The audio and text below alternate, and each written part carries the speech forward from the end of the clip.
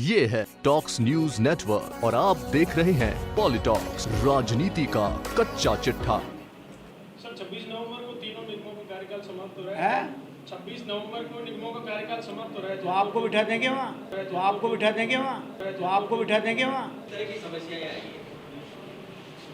समस्याएं तो ज़्यादातर शहरी विकास की है, नगर निगम के बाबत है, जेडीए के बाबत है, अलग अलग प्रॉब्लम्स हैं। दूसरे विभागों की भी आई है, शिक्षा विभाग की भी आई है, ऊर्जा विभाग की भी आई है, श्रम विभाग की भी आई है, कृषि विभाग की भी आई है।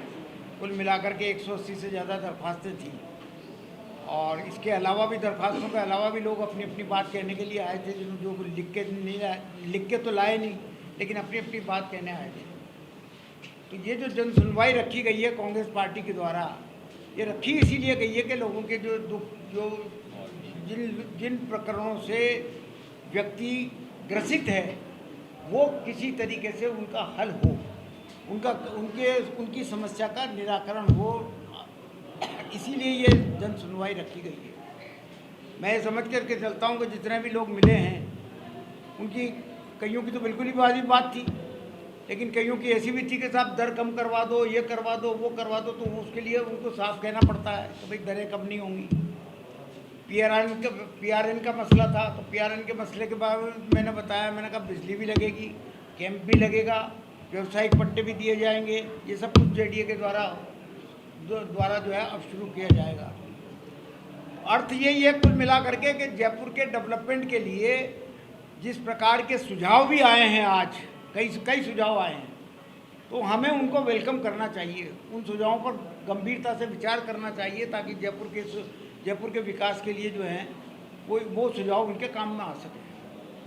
अब आपको पूछना हो तो जेसीपीएसएल का स्टाफ आज आपसे मिला था, है जेसीपीएसएल का स्टाफ मिला था आपसे, जेसीपीएल का। हाँ, तो उनकी क्या तो मांग थी और आपने क्या? उनकी तो 7th पे कमीशन की मांग थी। तो 7th पे कमीशन का पैसा दिया, वो है पे कमीशन का। और पूछिए कुछ। खड़ी ठेले वाले भी मिले थे आपसे, हैं? खड़ी ठेले वाले मिले थे और स्टेट वेंडर पॉलिसी को लागू करने की मांग कर रहे थे।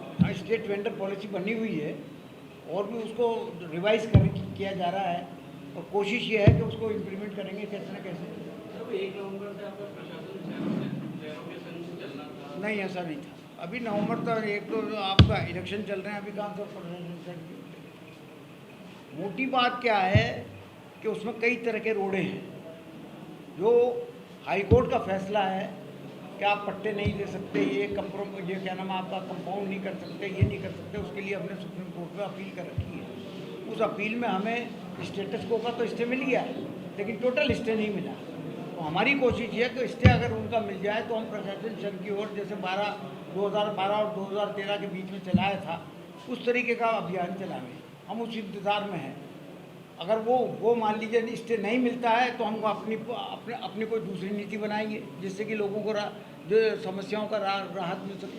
जैसे मिसाल के तौर पर आपका क्राउन एक्ट में जो है वो, उसमें कोई पाबंदी नहीं है, लेकिन हमने फ़िलहाल इसलिए रोक रखा है कि जब अगर कोई शिविर लगाया जाता है, तो शिविर में एक ही समस्या नहीं, 50 समस्याओं के बाबत जो है वो वहाँ पर निराकरण होना चाहता है।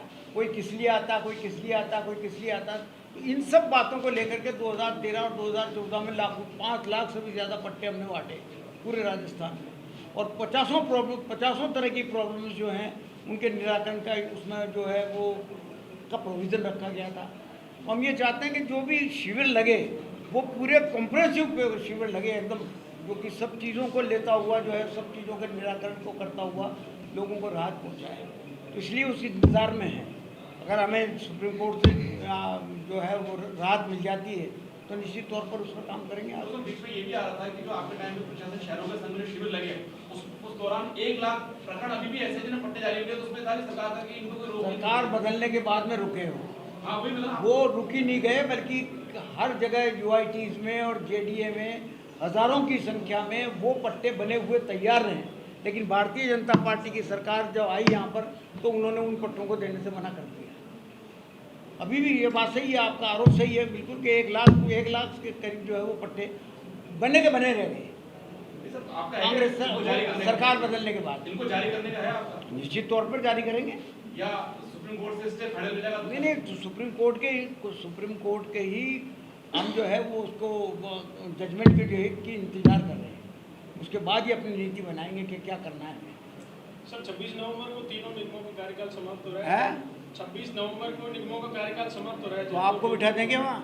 एडमिनिस्ट्रेटिव क्या चाहते क्या हो आप? जैसे हो रहा है काम खत्म तो होगा ही होगा, उसमें क्या बात है। व्यवस्था कैसी रहेगी एक बार? 28 नवंबर को बात करेंगे। धन्यवाद। ये है टॉक्स न्यूज नेटवर्क और आप देख रहे हैं पॉलिटॉक्स, राजनीति का कच्चा चिट्ठा।